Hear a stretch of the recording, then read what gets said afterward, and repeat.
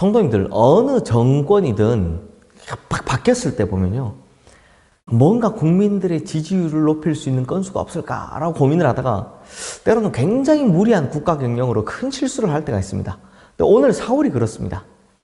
오늘 보면 1절 말씀을 보시면 사울이 왕이 된 지 2년이 되었다라고 하는데 2년째 되니까 이제 백성들의 신임을 얻고자 무슨 짓을 하느냐? 자기 아들 요나단을 통해서 블레셋 수비대를 치게 한 겁니다. 사실 병력의 숫자나 무기나 국력 등을 보면 당시 이스라엘은요, 블레셋에 비할 바가 못 됐습니다.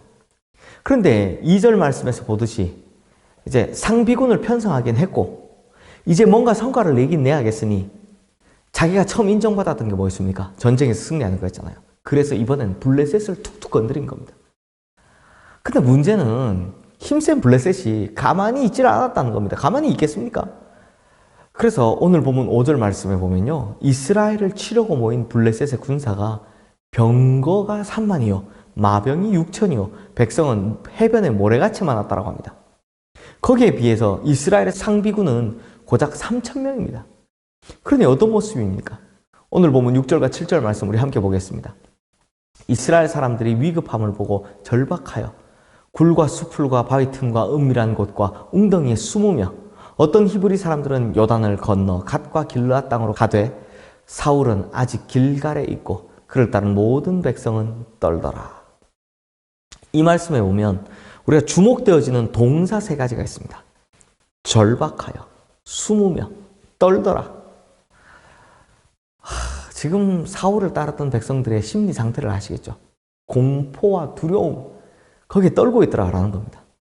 그런데 성도님들, 사울이 공식적으로 왕으로 기름 부음 받기 전 이 왕으로 인정받을 계기를 마련해 준 것이 바로 암몬과의 싸움이었죠.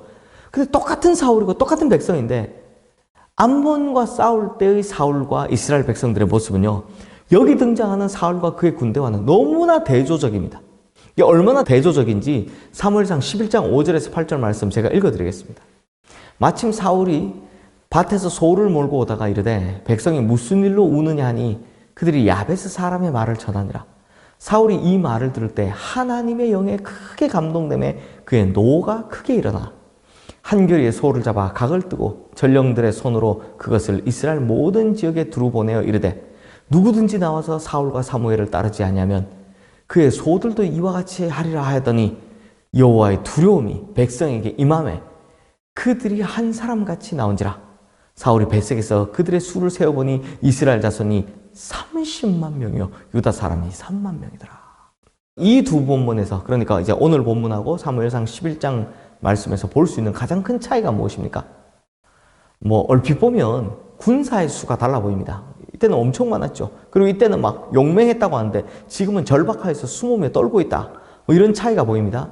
하지만 성도님들, 진짜 차이는 따로 있습니다. 그게 뭐냐? 하나님의 영입니다.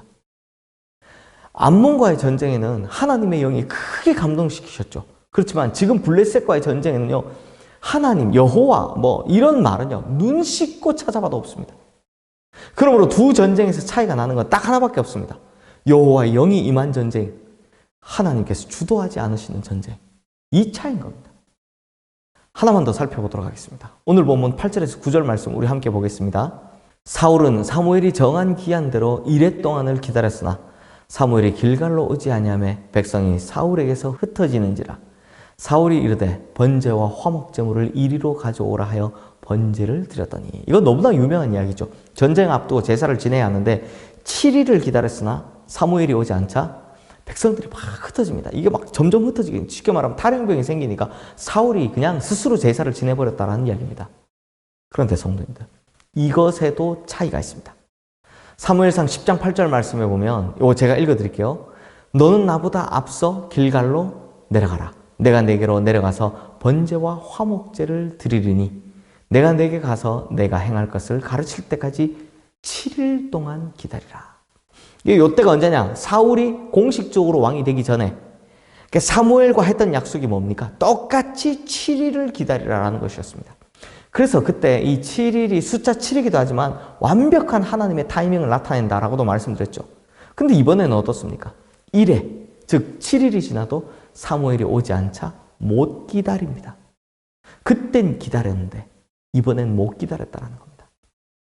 그러므로 성도님들, 오늘 본문인 사무엘상 13장 말씀은 참 애석하게도 단 2년 만에 변해버린 사울의 모습이 등장하고 있습니다. 하나님의 영은 사라지고 자신의 의만 드러내려고 하고 기다림은 사라지고 자신의 타이밍만 중요하게 생각한 사울. 결국 그 결론이 뭡니까? 오늘 보면 13절, 14절 말씀입니다. 사무엘이 사울에게 이르되 왕이 망령되이 행하였도다. 왕이 왕의 하나님 여호와께서 왕에게 내리신 명령을 지키지 아니하였도다.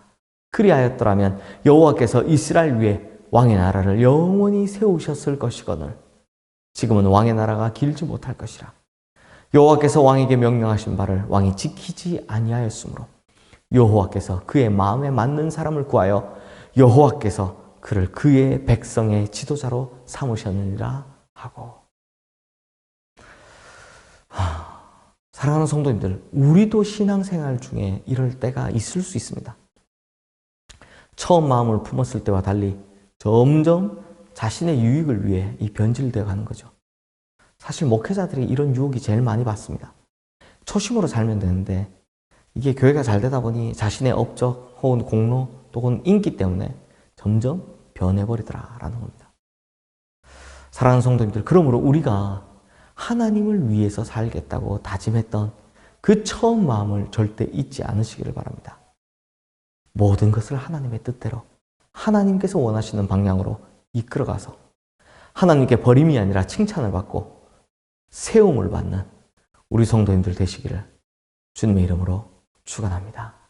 기도하겠습니다. 하나님 아버지, 우리가 처음 하나님 앞에서 가졌던 그 순수한 마음과 태도들, 주님, 우리가 그것을 잊어버리지 않게 하여 주시옵소서. 그 마음 잘 지켜서 하나님 앞에 그 태도 잘 지켜서 주님, 우리가 하나님께 버림을 받는 것이 아니라 오히려 세움을 받는 그런 성도님들 다 되게 하여 주시옵소서. 그러므로 우리가 이제 주님께로 다시 돌아가게 하여 주시옵소서. 예수 그리스도 이름으로 기도드립니다. 아멘.